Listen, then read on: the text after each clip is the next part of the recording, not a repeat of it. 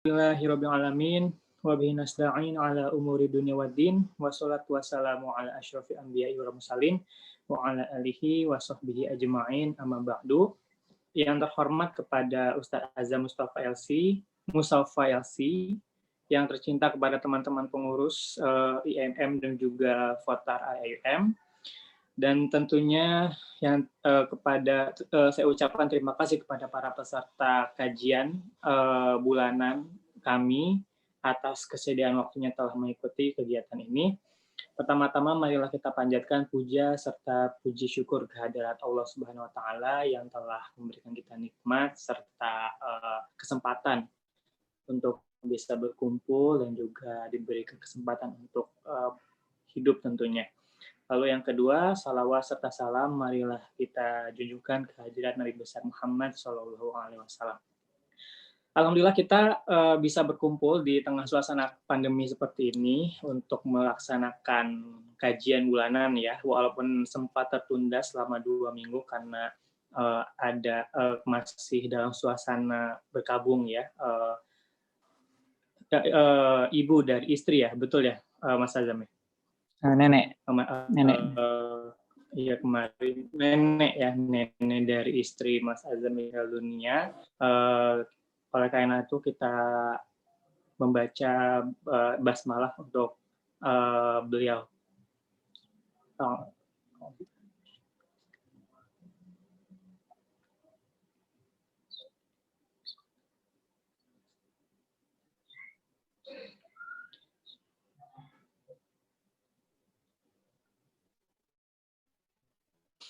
Amin. Oke, Taib, untuk sore kali ini, insya Allah kita kedatangan pemateri yang sangat luar biasa ya. Beliau adalah mubalik muda dari Muhammadiyah dan juga Master Student of Fiqh and Usul Fiqh di IIUM, dan juga beliau lulusan Universitas of Madinah. Nah, insya Allah kajian hari ini kita akan membahas juga tentang bagaimana cara kita menyikapi perbedaan mazhab. Nah, tentunya ini tema kali ini sangat berkaitan ya dengan keadaan kita semua, apalagi masyarakat Muslim Indonesia yang dari dulu mungkin sampai sekarang selalu membentur-benturkan antara mazhab dan juga berselisih bahkan gitu tentang masalah-masalah furu'iyah yang memang pasti akarnya karena memang tidak memahami gitu apa sebetulnya fungsi mazhab dan juga pengertian itu sendiri. Nah, oleh karena itu perlu banget nih kita pencerahan dari Mas Azam seperti apa sih sebetulnya mazhab itu. Apakah memang mazhab itu harus diikuti satu saja ataukah memang merangkum dari semua mazhab lalu kita simpulkan begitu. Nah, ini sebetulnya sekarang kita butuhkan. Nah, tidak perlu berlama-lama lagi, saya langsung berikan waktunya kepada Ustadz Azam. Kepada beliau kami haturkan. Baik, terima kasih. Sudah bisa masuk suaranya ya? Iya, masuk Syekh. Suaranya masuk? Ya. Baik, bismillahirrahmanirrahim. Assalamualaikum warahmatullahi wabarakatuh. Waalaikumsalam warahmatullahi wabarakatuh. Ya, innal hamdalillah nahmaduhu wa nasta'inuhu wa nastaghfiruh wa nastahdihi wa na'udzu billahi min syururi anfusina wa min sayyiati a'malina may yahdihillahu fala mudilla lahu wa may yudlil fala hadiya lahu amma ba'du. Baik, terima kasih untuk Mas Diki Darmawan ya, yang sudah memberikan kesempatan ya dari tim Votar untuk saya supaya bisa sharing di sini ya dalam forum Votar ini dan juga kolaborasinya dengan teman-teman IMM. Jadi saya juga berterima kasih sama Pak Zaki selaku Ketua IMM karena sudah memberikan amanat ini kepada saya. Baik. Ya, mungkin langsung saja ya. Langsung saja. Untuk mengawali tema ini adalah tentang madhab ya. Baik. Bismillahirrahmanirrahim. Madhab. Ya. Sebagaimana yang sudah diusulkan oleh tim panitia, jadi di sini saya diminta untuk men-sharing tentang bagaimana sih madhab itu, pengertiannya apa, kemudian bagaimana sejarah munculnya, kemudian hal-hal apa yang perlu diketahui ketika kita memilih untuk bermadhab atau mungkin tidak bermadhab, dan bagaimana menyikapi perbedaan itu sendiri. Baik, kita mulai perbincangan kita pada sore hari ini dengan madhab itu sendiri. Dari sisi ta'rifnya secara bahasa, madhab itu berasal dari kata, dia wazannya adalah maf'al ya, maf'al. Berarti dia itu bisa isim zaman, isim makan, dan juga masdar. Nah, adapun artinya sendiri itu adalah yaitu kebaikan dan juga kesegaran. An-nadharah, an-nadharah, al-hasan wa nadharah. Makanya dalam bahasa Arab zahab, ya, zahab itu emas, itu bisa diartikan juga dengan nadharah, karena untuk seorang ketika melihat emas ya, terutama perempuan itu ketika melihat emas itu langsung segar. Segar. Jadi memberikan kesegaran. Nah, adapun dalam bahasa lain ya, madhab itu artinya adalah as-sair juga.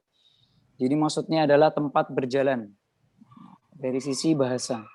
Adapun dari sisi istilah, ya, Imam Ahmad pernah memberikan sebuah mustalah di sini, memberikan pengertian, madhab itu adalah, madhab seorang itu adalah perkataannya atau apapun yang sesuai dengan perkataannya. Jadi misalnya isyarat atau pergerakan atau apapun yang selaras dengan perkataan, maka itu seseorang yang dianggap sebagai imam, maka itu adalah madhab.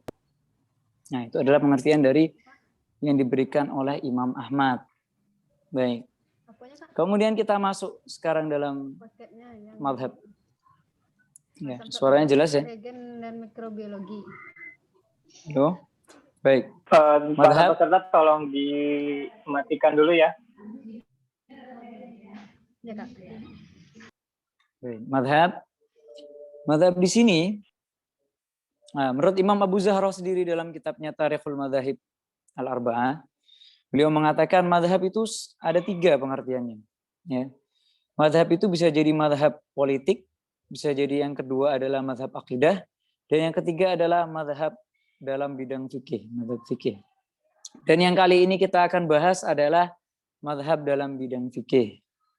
Nah, kemudian kita mengawali ya, kajian ini dengan sebuah pertanyaan. Kita tahu ada sebuah ayat dalam Al-Quran, qala Allah Ta'ala, ya ayyuhalladzina amanu taqullaha haqqa tuqatihi wa la tamutunna illa wa antum muslimun wa'tasimu bihablillahi wa la tafarraqu. Yang artinya adalah kita itu disuruh, ya, diperintah oleh Allah jika kita mati untuk bertakwa sekuat mungkin, dan jika kita mati maka kita mati dalam keadaan muslim. Dan juga kita disuruh untuk berpegang teguh pada kabel yang sama, pada ikatan tali yang sama, yaitu ukhuwah Islamiyah, dan tidak boleh untuk bercerai-berai. Nah, kemudian pertanyaannya adalah, kalau misalnya Allah menyuruh kita untuk berpegang teguh pada satu tali yang sama dan melarang kita untuk bercerai-berai, bukankah perkara madhab ini adalah sebuah kecerai-beraian ya, dalam umat kita? Nah, bukannya kita menyelisih ayat ini? Nah, ini kita mengawali kajian kali ini dengan sebuah pertanyaan tersebut. Nah, bagaimana jawabannya? Ternyata jawabannya ada pada sebuah hadis yang diriwayatkan oleh Rasulullah SAW, ya, bahwasanya perkara khilaf dan ikhtilaf ini adalah sebuah perkara yang sudah menjadi sunatullah. Rasulullah SAW berpesan, ya, usikum bitaqullah wassami wat ta'at wa in abdan habasyian fa innahu man ya'ish minkum min ba'di fasayara ikhtilafan katsira fa alaikum bisunnati wa sunnatil khulafa'ir rasyidin al-mahdiyyin. Gitu kata Rasulullah. Jadi dalam ucapan beliau saja, beliau sudah seperti meramalkan suatu saat nanti itu akan ada terjadi perbedaan yang sangat besar, ya, di antara umatku. Nah, jadi bagaimana kita mengkompromikan hadis ini yang mengatakan bahwasanya Ya, ikhtilaf itu memang wujud, ya. Ikhtilaf itu wujud, tapi Allah tidak menginginkan adanya perbedaan di antara umat kita. Nah, bagaimana kita mengkompromikan hadis ini dan juga ayat tadi? Maka jawabannya ada, mungkin yang sudah mempelajari tentang tauhid, akidah, kita tahu bahwasanya Allah itu memiliki dua iradah, dua keinginan. Allah punya keinginan, yang satunya adalah iradah kauniyah qadariyah, dan yang satunya adalah iradah diniyah syar'iyah. Iradah diniyah syar'iyah. Maka ayat tadi adalah ayat di mana Allah menginginkan semua hambanya itu bertakwa kepadanya dan juga tidak bercerai-berai. Tapi pada kenyataannya Allah menjadikan umat Islam ini, umat kita tercerai-berai, ya. Bukan tercerai-berai, tapi ada perpecahan di situ. Jadi ada dua keinginan Allah yang ternyata bertolak belakang di sini. Nah, ini adalah salah satu jawabannya. Jadi itu termasuk sunatullah. Sunatullah. Jadi keinginan Allah juga yang lain, bahwasanya Allah memang menginginkan, bukan menginginkan, tapi memang ada kehendak bahwasanya ikhtilaf itu akan terjadi, tapi itu sifatnya adalah rahmat. Baik. Oke, kita masuk sekarang pada sejarah munculnya madhab-madhab. Ya. Bagaimana sih sebetulnya madhab itu terbentuk dan terwujud? Jadi ini juga termasuk jawaban dari pertanyaan tadi, ya. Kenapa muncul madhab-madhab tadi? Kenapa Islam terpecah dalam banyak kelompok-kelompok fikih, akidah, dan lain sebagainya?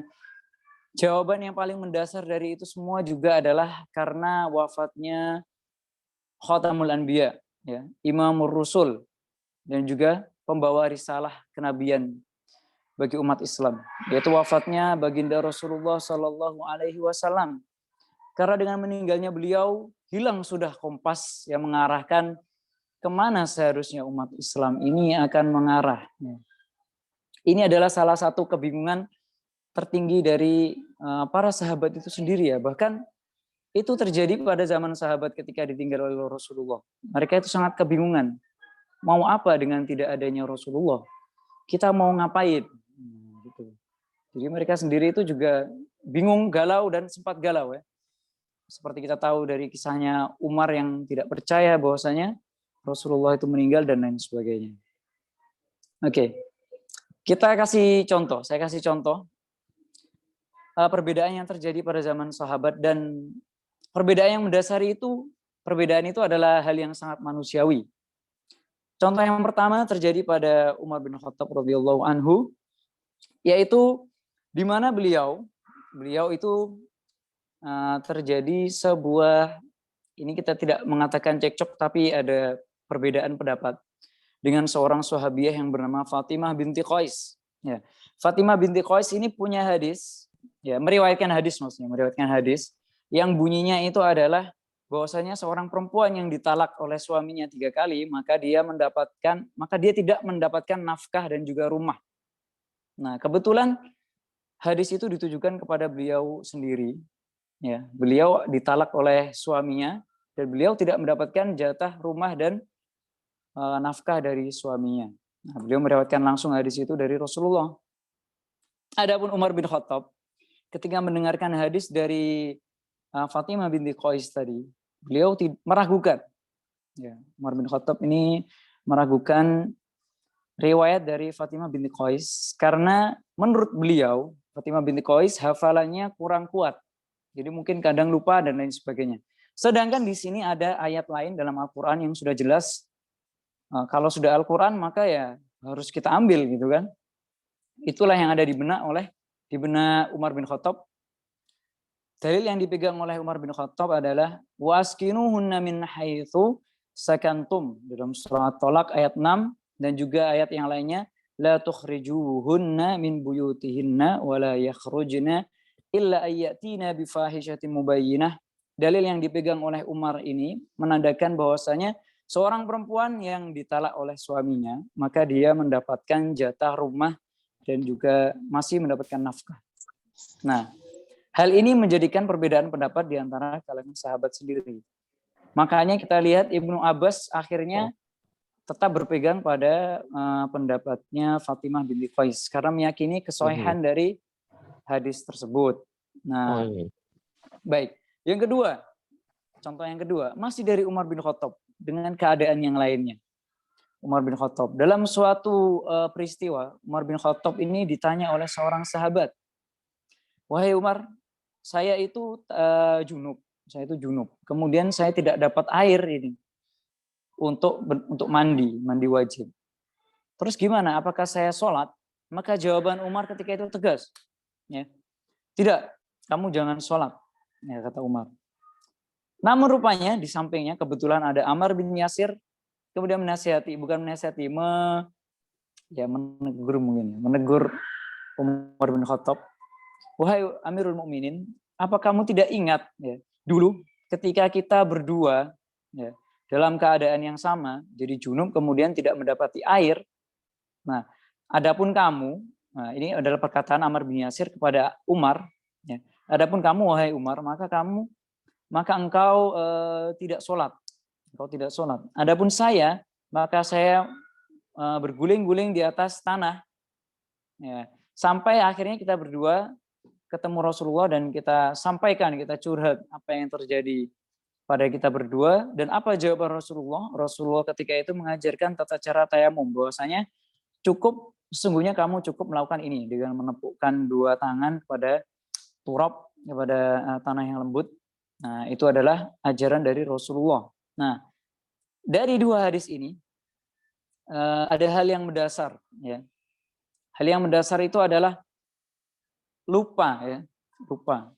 Dan uniknya peristiwa ini dua-duanya terjadi pada sahabat yang relatif sama, yaitu Umar bin Khattab. Hanya saja yang satunya itu adalah Umar bin Khattab meragukan ingatan orang lain, ya, ingatan sahabiah yang lain. Dan yang satunya ternyata beliau sendiri lupa pada peristiwa yang sudah terjadi pada beliau sendiri dulu. Nah, masalah lupa dan ingat ini kan peristiwa yang sangat manusiawi. Dan itu kalau terjadi pada diri kita, kita pernah meragukan ingatan orang lain, padahal itu hal yang remeh-temeh. Sering. Ataupun kita juga diragukan oleh orang lain. Kita sendiri juga sering lupa dan kita menyadari kalau kita lupa. Nah, maka hal itu adalah suatu hal yang sangat manusiawi. Ya. Dan ini terjadi, perbedaan itu terjadi pada zaman sahabat seperti itu. Dan itu menjadikan perkara-perkara yang berbeda, akhirnya turun-temurun sampai pada zaman kita ada ikhtilaf fikih, salah satunya adalah sebabnya itu. Kemudian yang ketiga, nah ini saya kasih contoh yang ketiga di sini. Ada sebuah riwayat yang masyhur, sangat masyhur kita dengarkan, di mana ada sekelompok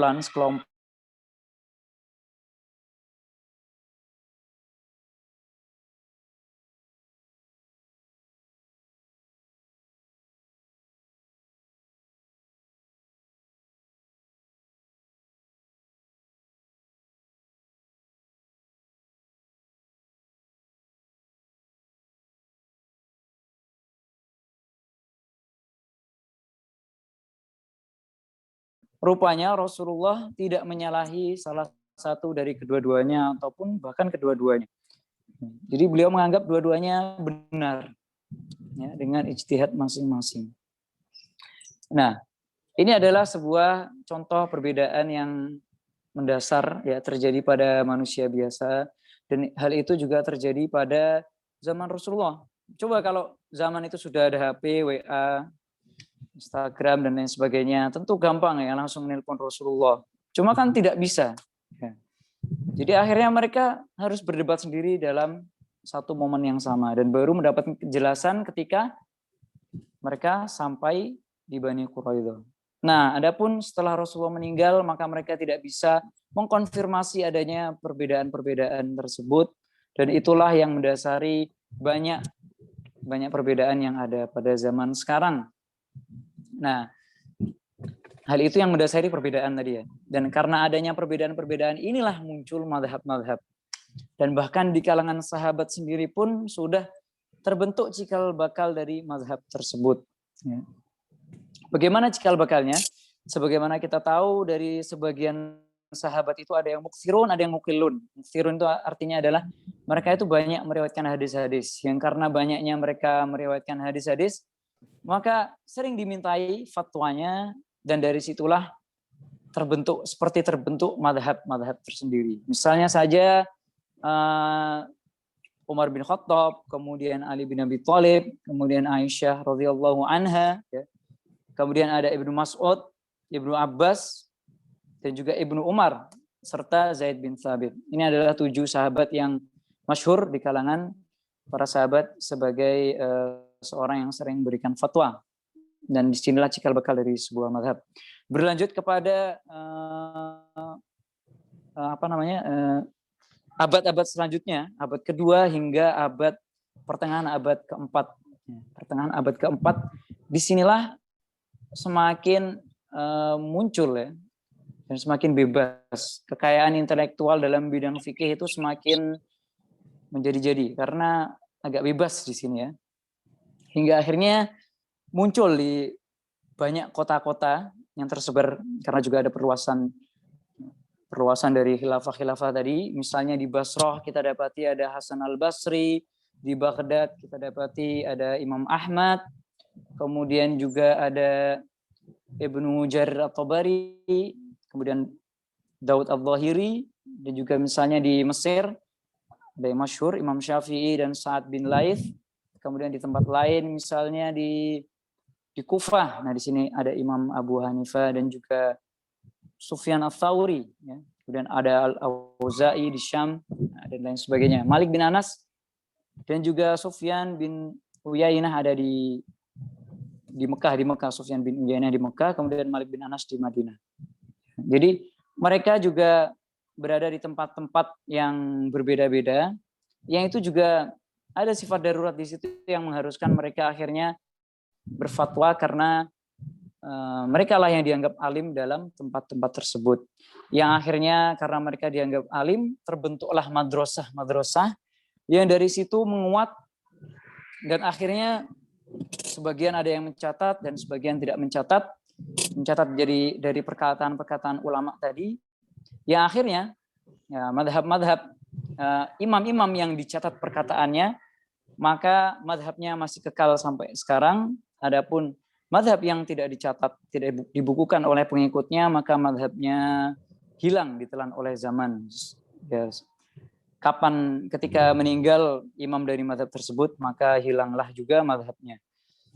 Nah, adapun yang sudah kita tahu sampai sekarang, madhab 4 yang masyhur itu adalah madhab Hanafi, Syafi'i, Hanbali, dan juga Maliki. Dan semuanya tersebar di seluruh dunia dan memiliki tempat dan teritorialnya masing-masing. Ya.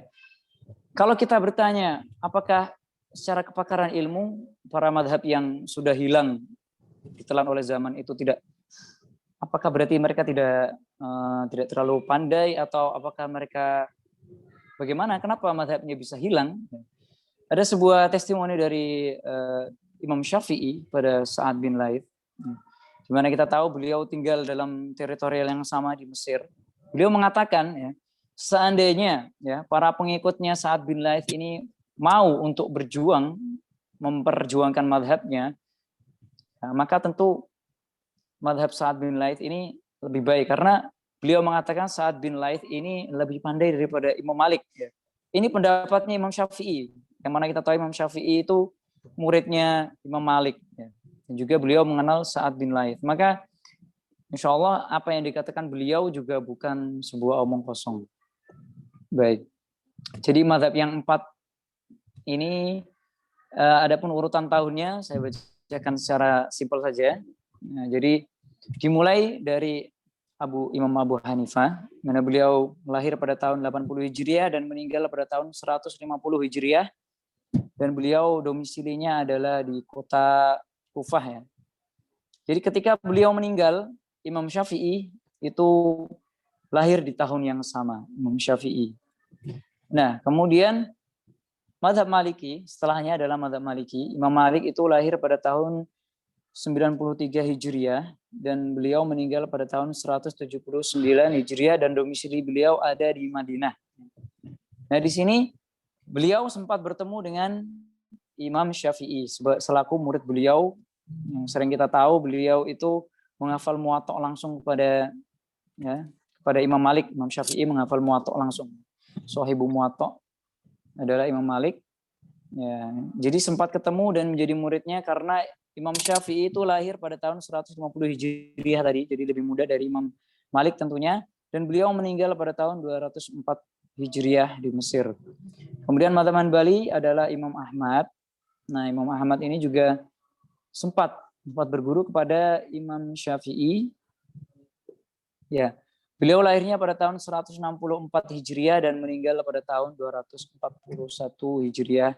Dan domisili beliau ada di Baghdad. Baik, ini secara garis besar saja, secara simpel tentang madhab-madhab yang ada dan tercatat dalam sejarah Islam. Ya. Baik, kemudian kita masuk pada mungkin sebab-sebab perbedaan di antara para ulama. Masuk lagi, kenapa sih madhab-madhab tersebut itu harus terbentuk? Nah, kita flashback tadi itu adalah penjelasan sedikit saya sebagai welcoming saja penjelasannya.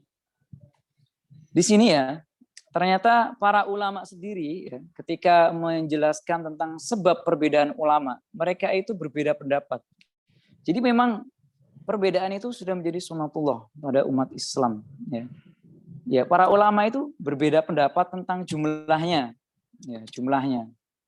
Ini berapa jumlah ulama ketika pendapatnya itu ada berapa? Ada yang mengatakan ulama itu ketika berbeda pendapat maka mereka terbagi. Itu sebabnya karena 2 sebab, ada yang mengatakan begitu. Kemudian yang kedua, ada yang mengatakan karena 3 sebab, ada yang mengatakan karena 4 sebab besar, kemudian yang keempat, ada yang mengatakan sebabnya tidak terbatas. Nah, mereka saja masih berbeda pendapat. Kita ambil di sini sekarang pendapat yang dianut oleh Ibnu Taimiyah.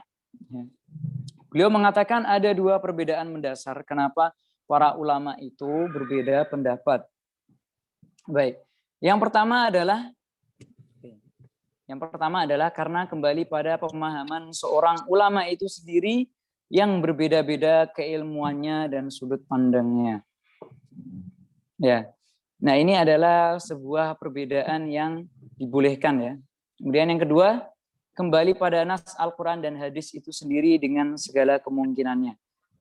Oke. Sebelum saya menjelaskan lebih lanjut tentang itu. Jadi dalam bidang fikih khususnya, secara garis besar kita tarik ke atas lagi. Tadi ini kan adalah sebuah perbedaan yang dibolehkan. Rupanya ada perbedaan yang tidak dibolehkan juga dalam bidang fikih. Misalnya bagaimana? Misalnya ketika seorang berijtihad karena hawa nafsu. Nah, ini juga bisa terjadi tapi insya Allah tidak dilakukan oleh para imam al-arba'ah. Kemudian yang kedua adalah karena ketidaktahuan cara beristinbat, ya, cara mengkonklusikan, cara mengkompromikan sebuah dalil ketika bertabrakan dan lain sebagainya. Dan ini juga insya Allah tidak terjadi pada a'immah arba'ah, imam madhab yang 4. Dan juga adanya takwil yang terlalu jauh. Jadi menafsirkan suatu ayat tidak sesuai dengan zahirnya, menafsirkannya tapi terlalu jauh dari makna zahirnya. Ini juga bisa menyebabkan perbedaan. Kemudian hal yang lain adalah dia menyelisih sebuah dalil yang sudah qat'i. Misalnya saja dia memakai hadis palsu misalnya. Nah, ini juga menyebabkan perbedaan tapi ini tidak dilakukan oleh a'immah al-arba'ah. Jadi perkara yang tidak dibolehkan ini adalah suatu yang insya Allah sudah terhindar dari perselisihan yang terjadi pada Azam a'immah arba'ah. Oke, baik. Virtual Azam. Oke, yang kedua. Di sini perbedaan yang tadi dibolehkan ya. Dibolehkan. Nah, bagaimana kalau perbedaan yang dibolehkan? Kita kembali pada yang dijelaskan oleh Ibnu Taimiyah. Jadi kembali pada pemahaman seorang ulama itu sendiri ketika memahami sebuah hadis. Jadi ulama itu juga berbeda-beda pendapat keilmuannya. Sebagaimana kita tahu ketika Imam Syafi'i membaca sebuah hadis, ya Aba Nughair ma fa'ala Nughair itu. Nah, beliau bisa mendapatkan 30 lebih hukum ya dari satu hadis yang pendek yang nampaknya kalau untuk orang awam, untuk orang biasa, bahkan tidak nampak seperti sebuah hadis, karena tidak ada informasi penting sepertinya. Tapi dalam mata Imam Syafi'i, itu bisa menghasilkan 30 hukum. Dan ini juga berbeda-beda akhirnya. Karena juga background tempatnya, karena tadi beda tempatnya, ada yang di Baghdad, Kufah, Basra, ada yang di Mesir. Makanya kita tahu ketika Imam Syafi'i berpindah dari Irak ke Mesir, maka mazhabnya berbeda. Ada mazhab qadim dan ada mazhab jadid. Sebagaimana juga Imam Ahmad, kita tahu banyak sekali meriwayatkan hadis dalam perkara yang sama. Ada riwayat Imam Ahmad dalam hal yang sama berkata seperti ini, yang lain seperti ini. Ya, karena orang itu sendiri juga akhirnya bisa memiliki sudut pandang yang berbeda dalam beristinbat. Nah, ini adalah salah satunya perbedaannya. Ya. Kemudian, nah, misalnya saja juga bisa terjadi ada suatu hadis. Nah, perbedaan personal ini ya. Perbedaan personal. Mungkin juga kita bisa kaitkan tata cara beristinbat ya. Tata cara beristinbat antara imam yang satu dengan imam yang lain itu berbeda. Kita tahu Imam Malik, beliau mengambil amalannya Ahlu Madinah itu sebagai dalil. Apapun yang dilakukan oleh Ahlu Madinah, penduduk Madinah, maka itu menjadi hujjah buat beliau. Sedangkan imam mazhab 4 yang lain tidak menjadikannya sebagai sumber. Nah, ini saja sudah memberikan perbedaan, menghasilkan produk fikih yang berbeda. Misalnya yang lain adalah, oke, kita masuk pada sebab yang kedua tadi ya. Jadi kalau yang pertama tadi, karena pemahaman seorang ulama itu sendiri ketika memahami sebuah hal itu berbeda-beda, tergantung pada pengalamannya, backgroundnya, dan juga sudut pandang. Kemudian yang kedua adalah sekarang kembali pada nas Al-Quran dan hadis itu sendiri dengan segala kemungkinannya, sebagaimana yang dibilang oleh Ibnu Taimiyah. Nah, di sini bagaimana contohnya? Contohnya adalah dalam Al-Quran itu diriwayatkan secara mutawatir semuanya. Nah, namun rupanya ada juga Al-Quran ya, yang diriwayatkan oleh Ibnu Mas'ud ya, dan disebut dengan qiraah syadzah ya, qiraah syadzah. Nah, di sini ada imam 4 yang menganggap bahwasanya qiraah syadzah itu berlaku, ada yang menganggap tidak berlaku ya, tidak berlaku.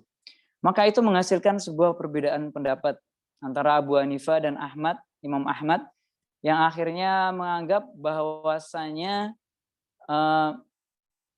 kafarah ya, kafarah buat orang yang berjima di ini ketika bulan puasa, maka harus berpuasa dalam waktu yang berturut-turut ya, mutataliyat ya. Adapun yang tidak membacanya dengan qiraah Ibnu Mas'ud tadi, maka sesuai dengan Al-Quran, maka tidak perlu harus berturut-turut puasanya. Nah, begitu yang disampaikan oleh para imam mazhab ya. Jadi ada perbedaan tadi memahami. Kemudian misalnya, nah dari sisi istilah aja. Misalnya dalam mazhab Abu Hanifah kita dapati mereka membedakan istilah antara fardun dengan wajib. Fardu dengan wajib. Yang mana untuk seluruh imam yang lain itu mereka meyakini sama. Dalam istilahnya Abu Hanifah, wajib itu adalah dalil yang dhani. Jadi sifatnya itu masih belum pasti, masih bisa ada kemungkinan yang lainnya. Adapun kalau sudah fardun, maka itu sudah pasti, maksudnya adalah demikian. Nah, itu yang diyakini oleh Abu Hanifah. Nah, kemudian dari sisi teksnya itu sendiri ya, dari sisi bahasa, kita lihat di sini ada masalah mutlak muqayyad, ada masalah am dan khusus. Apakah sebuah ayat itu dimaksudkan dia itu berarti adalah ayat ini itu berlaku untuk semua muslim, atau sebetulnya berlaku untuk sebagian muslim saja, atau maksudnya dia itu berlaku untuk ayat ini umum tapi berlaku untuk khusus, atau sebaliknya ya, khusus berlaku untuk umum atau khusus berlaku untuk sebagian orang saja. Nah, itu juga menjadikan sebuah perbedaan. Ya, jadi mutlak dan muqayyad juga. Ya. Antara sebuah lafaz itu maksudnya ini adalah mutlak. Ya, mutlak itu maksudnya tidak ada ikatan. Contohnya dalam Al-Quran adalah fatahriru raqabatin mu'minah. Nah, di sini dalam ayat lain ada fatahriru raqabah saja. Nah, di sini ulama berbeda pendapat yang akhirnya menjadikan perbedaan dalam bidang fikih. Bagi yang menganggap memegang mutlaknya, maka membebaskan seorang kafarah bagi seorang yang membunuh orang muslim yang lain tanpa sengaja itu adalah membebaskan seorang budak, ya, tanpa terikat apakah dia itu muslim atau tidak muslim.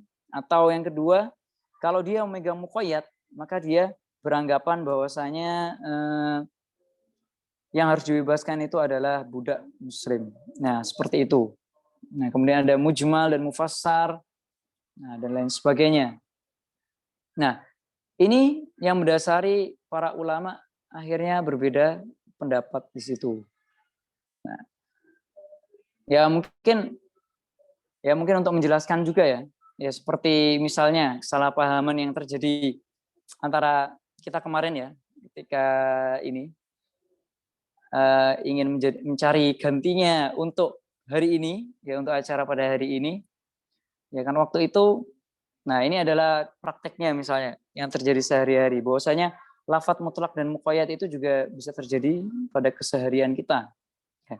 Dari panitia misalnya mengatakan, nah oke bang, ini kita ngumpul kita akan buat acaranya penggantinya jam 9 waktu Indonesia dan jam 10 waktu Malaysia gitu. Nah, di sini lafadznya itu mutlak. Ya, jadi teks itu adalah mutlak. Ya, mutlak.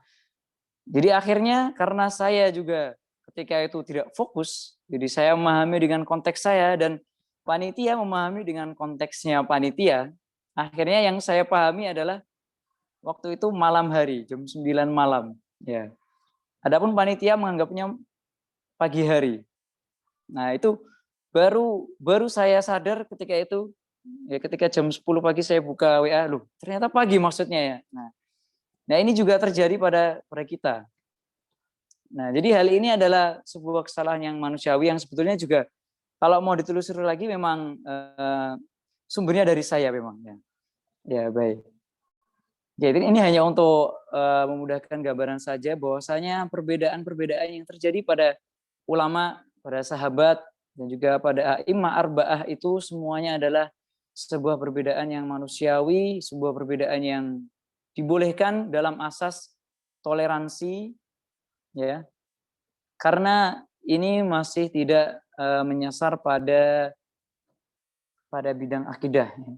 Jadi perbedaan dalam bidang fikih ini adalah perbedaan yang sangat banyak toleransinya di sini, ya. Karena ranahnya adalah ranah ijtihad, terutama tadi misalnya ya, kalau dalam Al-Quran, ya, Al-Quran saja itu kan kalau kita pelajari ternyata dia adalah qat'iyul wurud dan dhoniyud dalalah. Ada yang qat'iyul wurud dan qat'iyul dalalah juga. Tapi banyak yang qat'iyul wurud dan qat'iyud dan dhoniyud dalalah. Jadi masih banyak kemungkinan-kemungkinan yang dipahami oleh seorang mujtahid ketika memahami sebuah teks Al-Quran ataupun hadis tersebut. Dan apalagi ternyata banyak juga hal yang sakata anhu syari'. Jadi syariat itu tidak memiliki dalil di situ, tidak ada ayat Al-Qur'annya, tidak ada hadisnya, maka di situ justru menjadi titik balik, titik poin bagi seorang mujtahid untuk berijtihad. Itu adalah lapangan pekerjaan bagi seorang mujtahid untuk bekerja di situ. Disitulah ranah mereka, dan apalagi karena tidak ada dalil Al-Quran dan hadisnya, maka ya tentu karena berasal dari pikiran manusia akan ada banyak pendapat-pendapat yang berbeda. Oke, baik. Sekarang kita masuk di poin akhir.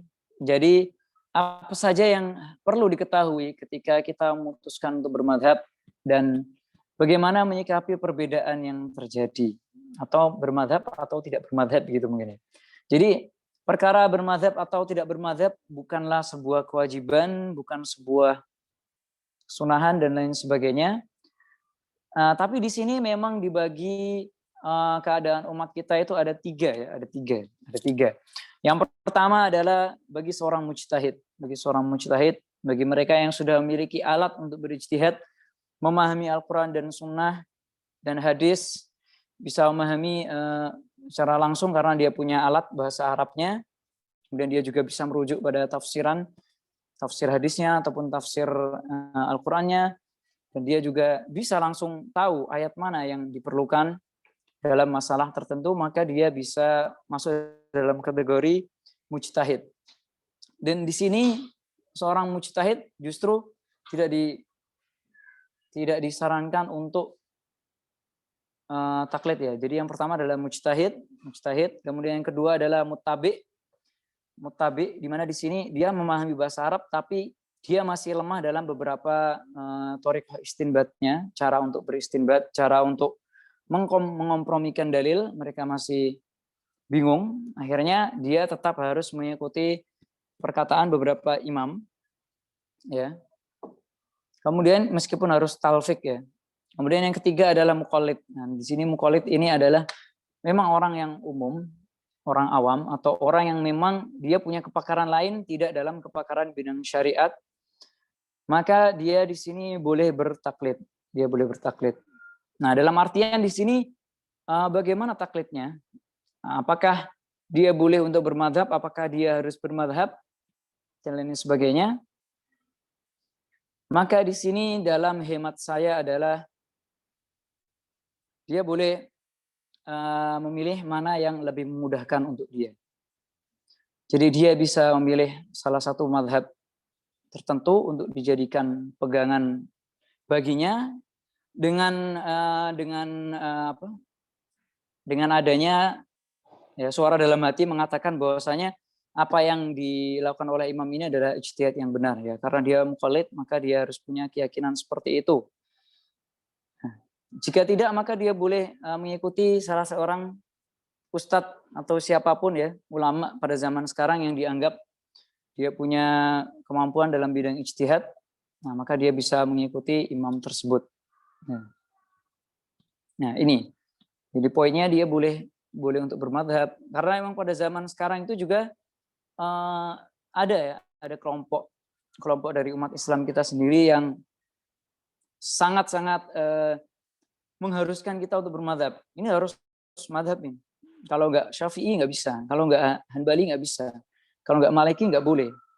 Nah, dalam hemat saya kita tidak perlu seperti itu. Jadi tidak sampai mengharuskan seorang itu mengambil satu mazhab seperti itu, dan juga tidak memutlakkan, oh ini kita nggak boleh mengambil mazhab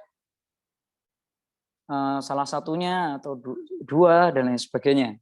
Nah, jadi memang ada dua kelompok tadi yang sangat kuat untuk mengarah kepada madhab. Yang satunya adalah mengarah kepada gerakan la madhabiyah. La madhabiyah ini adalah gerakan yang lebih menuju kepada Al-Quran dan hadis langsung, sebagaimana mungkin teman-teman di IMM, Muhammadiyah, dan juga teman-teman di Votar juga saya pikir mengarah ke situ. Tapi dua-duanya tidak mutlak ya. Jadi kita dalam pandangan saya boleh untuk mengambil madhab dan juga boleh untuk mengambil ijtihad seorang alim tertentu selama dia adalah muqallid. Tapi kalau dia sudah naik pada mutabi dan bahkan mujtahid, maka dia harus punya pendapatnya dia sendiri. Baik. Jadi poin pertamanya adalah kita tidak boleh ta'assub dalam bermadhab. Sebagaimana yang terjadi pada zaman dahulu, gimana ketika ta'assub itu sudah mendarah daging pada suatu zaman, akhirnya menjadikan kehancuran pada umat Islam di abad ke-7 dulu.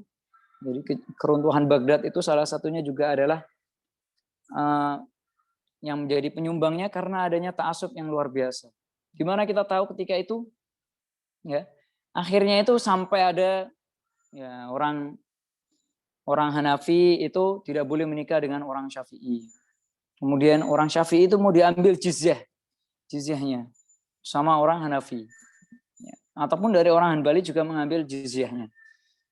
Jadi sudah dianggap seperti kafir ya, dianggap seperti kafir harbi. Bukan kafir harbi, kafir amni ya, kafir amni. Kemudian ada juga sampai terjadi peperangan juga antara mazhab tadi, ya pertumpahan darah tadi. Nah, itu yang tidak kita inginkan terjadi pada zaman kita sekarang. Ya. Kemudian tadi saya sempat singgung tadi, bagaimana kalau talfik ya? Bagaimana kalau talfik? Talfik itu bagaimana? Bagaimana kalau talfik ini maksudnya adalah menggabungkan perkataan ulama yang berbeda mazhab dalam sebuah amaliyah yang sama. Misalnya wudu. Wudu ini kan satu amalan yang sama. Kemudian dia membasuh mencuci mukanya ikut Imam Syafi'i, membasuh ini rambutnya ikut Imam Syafi'i 3 kali. Kemudian dia ikut Imam Abu Hanifah dalam masalah tartibnya misalnya. Dia tidak tartib. Nah, ini bagaimana kalau seperti ini? Nah, ini talfik. Talfik itu dalam level seorang mutabi maka itu boleh dilakukan. Tapi dalam seorang yang masih muqallid maka itu tidak boleh dilakukan. Dan itu juga dengan niatan seorang yang mentalfik itu tidak mencari rukhsah dari setiap madhab tadi. Jadi ketika kita sudah punya keyakinan bahwasanya kita boleh mengambil madhab ini, mana yang paling kuat dalilnya, maka kita ambil. Nah, kita bisa mendapatkan di antara sekian itu mana yang paling ringan untuk dikerjakan. Nah, kalau tujuannya adalah sekedar untuk mencari keringanan, nah itu akan kembali kepada kita. Itu adalah sebuah aib ya, yang tidak dibolehkan. Ya. Yang harus kita cari adalah mana pendapat yang paling kuat, bukan mana yang paling ringan untuk diikuti. Ketika kita sudah meyakini kita boleh mengambil salah satu dari 4 mazhab itu dalam perkara-perkara tadi. Nah, kemudian salah satu yang menjadi titik berat juga, bagaimana supaya kita itu slow, Wallace, dalam bermadhab. Nah, itu bagaimana caranya? Salah satunya adalah dengan kita mempelajari sebab-sebab perbedaan ulama itu sendiri. Nah, ini juga yang akan menguatkan kita. Dan kita juga jadi tahu, oh ternyata ulama itu berbeda pendapat karena hal ini. Dan hal itu adalah suatu yang sangat manusiawi dan itu juga terjadi pada kita. Nah, seperti itu. Ya. Makanya ilmu mengetahui perbedaan pendapat ini juga menjadi salah satu dasar penting dalam ilmu fikih ya. Sampai-sampai Imam Malik sendiri pernah berkata, la tajuzul fatwa illa liman alima ma ikhtalafan nasu fihi. Atau perkataan Imam Abu Hanifah, a'lamun nas a'lamuhum bi ikhtilafin nas. Jadi, itu perbedaan pendapat itu adalah sesuatu yang wajib diketahui oleh seorang mufti. Kalau dia belum tahu apa yang terjadi, perbedaan pendapat apa yang terjadi pada sekelompok manusia, pada suatu golongan manusia, misalnya di Indonesia, maka dia tidak layak untuk berfatwa. Nah, justru fatwanya bisa menyebabkan perpecahan. Nah, ini adalah poin-poin yang bisa saya sampaikan untuk hari ini. Ya, semoga bermanfaat. Ya, sudah menunjukkan waktunya pukul 5 tepat ya. Mungkin bisa dilanjutkan di forum yang lain, bagaimana? Oke, Toib. Syukur jazil kepada Ustaz Azam atas pemaparan materinya. Kita langsung saja masuk ke Q&A. Saya akan buka 3 pertanyaan dulu. Untuk teman-teman silakan yang mau bertanya bisa menyalakan mic atau bisa di kolom chat. Dan ini udah ada 2 pertanyaan. Yang ada 2 ya dari Faiza. Yang pertama itu, bagaimana pendapat Ustaz tentang problem kesenjangan sosial sesama Muslim, sesama internal Muslim? Dan yang kedua, beberapa pendapat kalangan dai, pembelajar fikih lebih perlu disebarluaskan karena beberapa kekeliruan dalam mengaplikasikan hukum Islam sehingga di tengah masyarakat sering menimbulkan kekeliruan. Nah, bagaimana penjelasan Ustaz mengenai hal tersebut? Itu aja dulu mungkin. Jadi yang pertama tentang bagaimana tentang kesenjangan sosial sesama Muslim di internal Muslim itu sendiri. Gitu.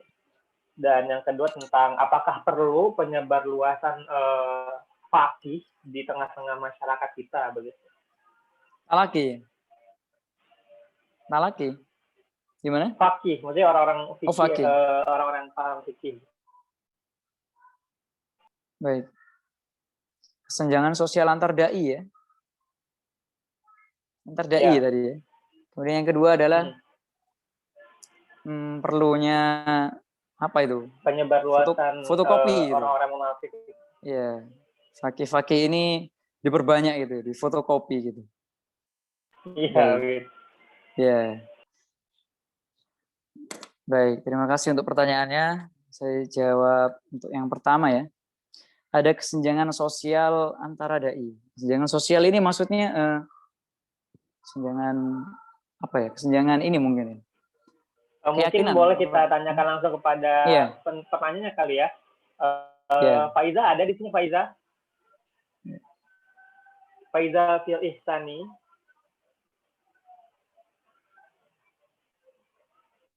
Apakah masih Faiza? Ya. Kalau tidak tersambung mungkin oh ya ada. Silakan Faiza. Maksud kesenjangan itu apa di sini? Ya, jadi yang di sini maksudnya kesenjangan yang sebenarnya di tengah masyarakat umumnya gitu, bukan di tengah-tengah daiyah yang dimaksud. Apakah ada kira-kira begitu ya? Kesenjangannya maksudnya dalam artian seperti yang orang-orang awam. Pemahamannya? Karena kan belum memahami secara keseluruhan beberapa hukum Islam. Oke. Baik. Oke. Ya, terima kasih.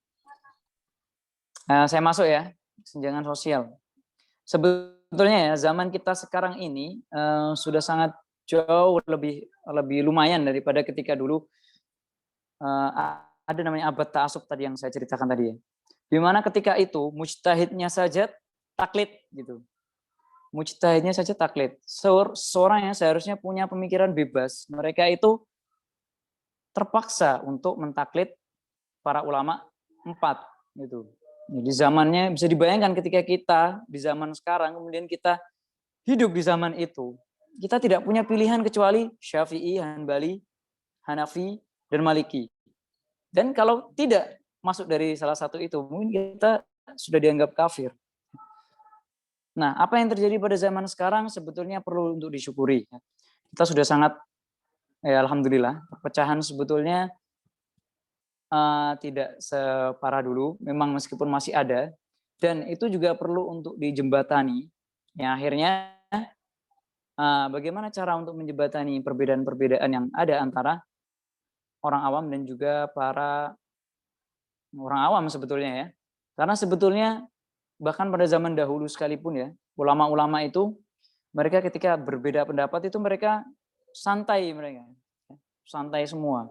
Nggak ada yang saling tabuk-menabuk antara ulama. Nggak pernah ada. Jadi yang terjadi memang antara pengikut dan pengikut yang lainnya.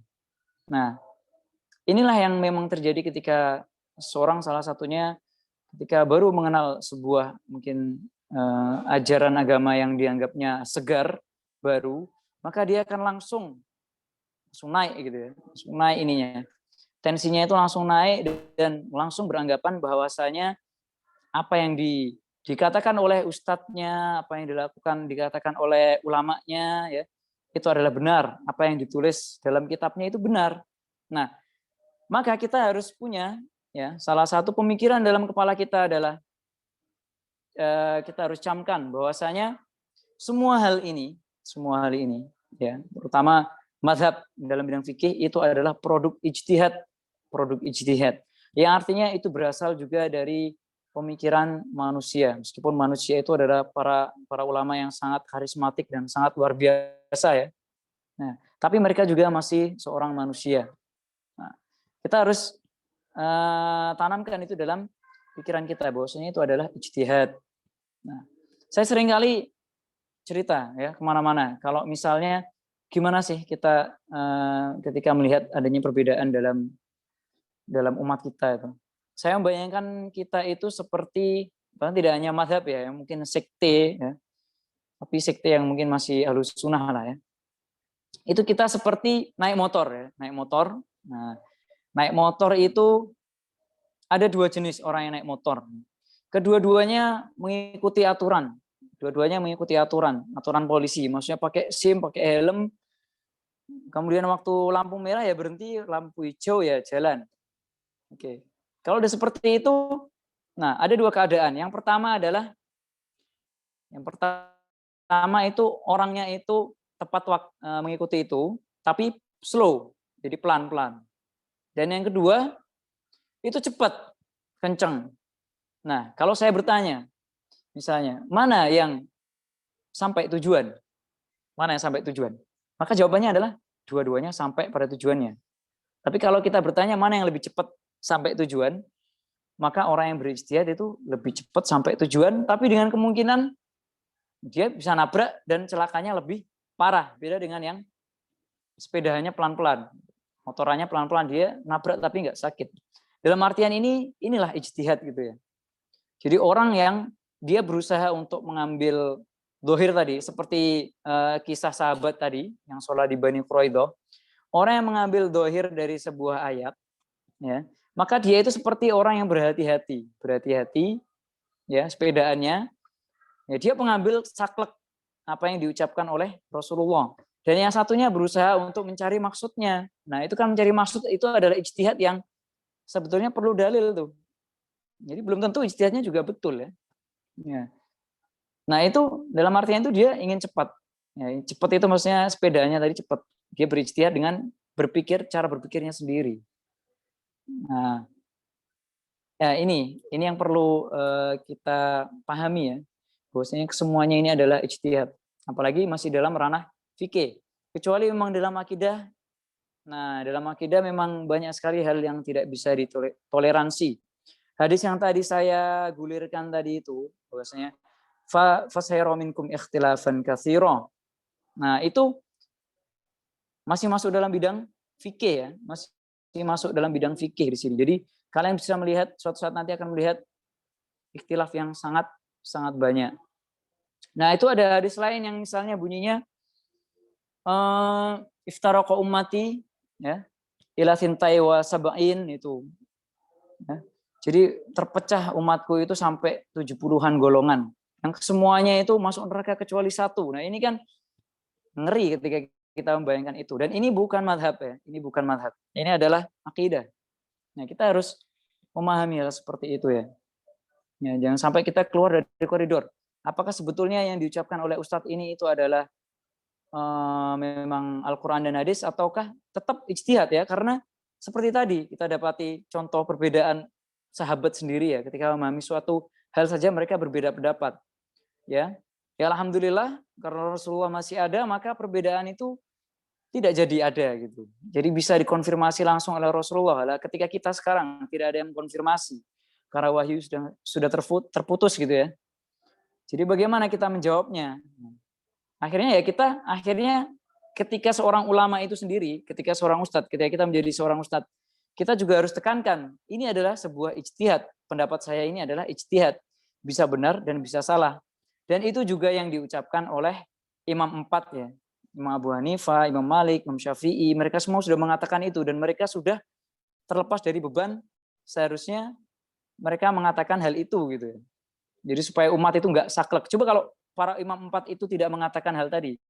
Ya. Kalau ada hadis sahih, maka itu adalah madhabku. Seperti perkataan Imam Syafi'i. Kalau Imam Syafi'i nggak mengatakan seperti itu, maka mungkin perbedaan dalam madhab Syafi'i sendiri akan tetap curam. Tapi alhamdulillah Imam Syafi'i mengatakan hal seperti itu. Jadi kita juga harus sering-sering mengambil hal-hal persamaan-persamaan tadi ya. Karena ini masih dalam ranah fikih yang semuanya adalah ijtihad. Yang yataghayyar bitaghayyuriz zaman ya. Yang itu berganti, fatwanya itu berganti dengan bergantinya zaman berganti dengan bergantinya tempat, sebagaimana Imam Syafi'i berpindah tadi, mazhabnya langsung berubah. Nah ini mungkin ya. Jadi memang perlu pemahaman. Dan dimulai dari mana? Ya seperti di IUM, dengan adanya IUM ini adalah sebuah kampus yang juga menjembatani sebagai media dari sekian banyak mazhab-mazhab dengan mendatangkan sekian orang-orang dari setiap negara. Banyak negara yang punya mazhab berbeda-beda. Ya. Kita akan punya teman dari Bangladesh, dari India yang punya mazhabnya Hanafi, dari Turki mazhab Hanafi, ya. Sebagian orang Eropa juga mazhabnya Hanafi. Jadi ketika kita bersosialisasi dengan mereka, maka kita tahu perbedaan itu, dan itu sudah akan berikan mindset, memunculkan mindset pada kita bahwasanya perbedaan itu adalah sebuah rahmat, dalam artian perbedaan dalam perkara ijtihadiyah seperti ini. Ya. Oke, terima kasih. Ini untuk jawaban untuk yang kedua. Yang pertama ya, Yang kedua lompat. Yang kedua ini bagaimana? Perlu nggak fakih diperbanyak? Ya tentu saja perlu. Tentu saja perlu ini ya. Jadi fotokopi percetakannya itu harus dibuat dan diperbanyak juga. Dan juga ya, mazhab-mazhab yang bidang ilmu yang lain itu juga tetap perlu ini ya. Perlu pembelajaran tentang fikih. Sebetulnya bukan fikihnya ya, tapi ilmu tentang perbedaan pendapat. Nah ini, ilmu tentang perbedaan pendapat lah yang wajib. Ya. Makanya dalam Al-Quran dan Sunnah juga, saya pikir juga sama ya. Mungkin Diki bisa mengkonfirmasi. Jadi seorang mufassir itu juga kalau dia tidak tahu perbedaan yang terjadi pada ulama-ulama mufassir, maka dia juga tidak bisa mendapatkan gelar mufassir. Ada nggak perkataan seperti itu? Ya, coba di cross check nanti. Ya. Karena dalam bidang fikih ada seperti itu ya. Dan dalam bidang-bidang yang lainnya juga ada. Maka emang ilmu untuk mengetahui perbedaan itu adalah perkara yang wajib. Ya supaya untuk menjembatani hal-hal yang sebetulnya tidak fundamental ini ya. Ya. Karena bukan ranah akidah. Tidak sampai mengeluarkan kita dari keislaman kita.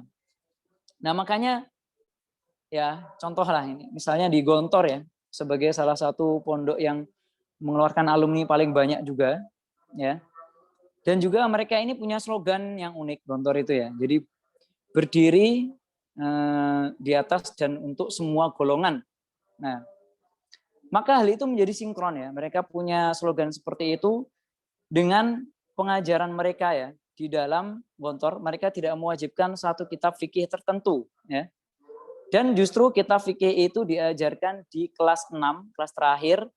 Dan lagi kitab yang diajarkan itu adalah Bidayatul Mujtahid wa Nihayatul Muqtasid. Bagi yang mempelajarinya, maka akan tahu di situ itu isinya adalah langsung ya. Ibnu Rushd itu menyatakan, Imam Ahmad mengatakan ini, Imam Maliki mengatakan ini, kemudian Imam Syafi'i mengatakan ini. Kemudian di situ disebutkan biasanya wa asbabul khilaf.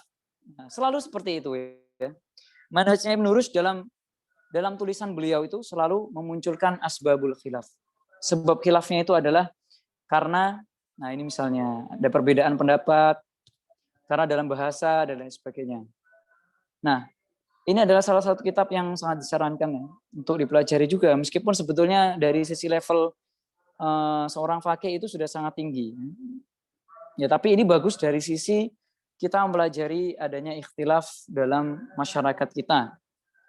Dan lagi Bidayatul Mujtahid itu mengajarkan kita ya, untuk step by step menjadi seorang mujtahid ya. Dalam Bidayatul Mujtahid bab-bab pertamanya itu adalah bab-bab yang isinya itu semuanya dalil. Dalilnya masih sangat banyak dari Al-Qur'an, hadis, mutawatir, semuanya mutawatir dan sahih. Ya, lama-lama semakin ke belakang itu bab ibadahnya beralih ke muamalah. Nah, muamalahnya itu nikah. Nikah itu masih ada ibadahnya, masih ada dalilnya dari Al-Quran dan Sunnah itu agak sedikit. Kemudian yang paling belakang itu tentang muamalah. Di sini muamalah itu hampir tidak ada dalilnya, sedikit sekali dalilnya. Dan di situ kita itu bertahap, ya. Dari awalnya itu kita banyak menggunakan dalil Al-Quran dan hadis, dan di akhirnya kita mulai menggunakan kepakaran kita dalam ijtihad. Nah ini adalah sebuah kelebihan juga ya dalam tabwibnya orang ulama-ulama Islam pada zaman dahulu yang itu juga menjadi iri-irian, ya. Jadi hal yang jelas lah orang Barat ketika melihat ulama itu ketika menyusun sebuah buku itu sangat tertib, ya, dan itu punya maksud. Ya. Ya, seperti tadi yang saya ungkapkan. Terima kasih. Ya. Oke, syukur sekali ya atas jawabannya kepada Ustadz Azam. Mungkin kita masih punya waktu sekitar 4 menit lagi sebelum kita tutup. Satu pertanyaan dari teman-teman. Kalau nggak ada ini mungkin saya ya pertanyaan pribadi. Oh iya, terima kasih. Ini terkadang saya suka melihat dari lingkungan lah teman-teman semua. Kadang-kadang ada orang yang memakai satu mazhab, misalkan dia sholat mazhab Syafi'i, tapi dalam segi muamalahnya dia Hanafi. Apakah itu memang masih boleh gitu? Maksudnya dalam satu hal dia menggunakan mazhab Hanafi, dalam satu hal yang lain dia menggunakan mazhab yang lain. Oke.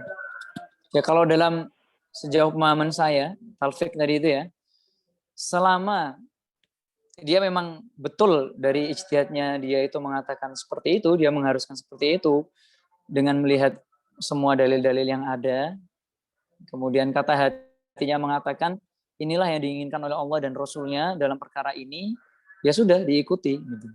Apalagi dia sudah dalam derajat, kan mujtahid itu juga sekarang tidak ada ya mujtahid mutlak nih. Sekarang udah ada mujtahid far'i atau juz'i ya. Bahkan mungkin lulusan-lulusan dari UAE sudah bisa jadi masuk dalam istilah mujtahid juz'i ya, dalam kepakaran tertentu dalam sektor yang lebih khusus lagi gitu misalnya. Misalnya Diki nanti nulis tentang masalah jual beli apa misalnya? Jual beli saham misalkan. Ya, jual beli saham misalnya. Maka dalam hal ini kalau sudah bertahun-tahun mendalami hal itu, maka sudah bisa masuk dalam derajat mujtahid dalam bidang saham gitu misalnya. Jadi sudah harus punya pendapat sendiri dalam hal itu. Nah, itu. Jadi bisa seperti itu ya. Nah, itu yang saya pahami. Jadi boleh talfik dalam keadaan dia meyakini, bukan mengambil rukhsah per madhabnya saja. Ya, karena kalau sudah mengambil rukhsah maka sudah hawa nafsu dan itu sudah bertentangan dengan maksud dari syariah itu sendiri. Itu. Ya, mungkin banyak terjadi ya dan itu juga dibolehkan ya. Secara ini dalam Muhammadiyah sendiri itu jelas dibolehkan. Ya. Gitu mungkin. Oke, syukron kepada Ustadz Azam ya. Alhamdulillah kajian hari ini berlangsung dengan baik dan pemaparan antum sangat jelas sekali ya. Mungkin teman-teman kalau misalkan ada mau pertanyaan lagi bisa kirim pesan aja. Kalau misalkan bisa ada waktu Ustadz Azam nanti insya Allah ada waktu. Insya Allah selalu ada waktu. Sebelum kita tutup, kita akan doa terlebih dahulu yang akan disampaikan oleh Sidki Mukhtasar kepadanya. Persilakan. Iya. Terlebih dahulu mungkin saya minta maaf sekali lagi ya untuk teman-teman panitia kemarin ya. Ada kesalahpahaman tadi. Ya, mungkin mengurangi ke apa ya istilahnya, kesakralan acara ini mungkin ya. Ya tapi insya Allah semoga sukses terus ya. Votar, collab sama IMM. Ya, takutnya Sidki sedih ya. Amin. Sidki kecewa. Oh enggak, kita itu nunggu. Waduh, udah lama gak ketemu Mas Azam. Aduh. Oke, silakan Sidki. Ya. Assalamualaikum warahmatullahi wabarakatuh. Amin. Ya. Waalaikumsalam warahmatullahi wabarakatuh. Astagfirullahaladzim.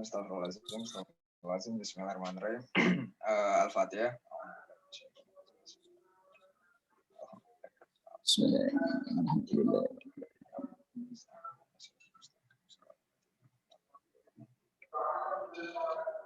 Qulillahumma malikal mulki tu'til mulka man tasya wa tanzilul mulka mimman tasya wa tu'izzu man tasya wa tudhillu man tasya biyadikal khair innaka ala kulli syai'in qadir tulijul laila fin nahar wa tulijun nahara fil lail wa tukhrijul hayya minal mayyiti wa tukhrijul mayyita minal hayyi wa tarzuqu man tasya bi ghairi hisab. Allahumma inna hadza iqbalul laili wa iqbalul nahari wa asbab da'atik faghfir lana.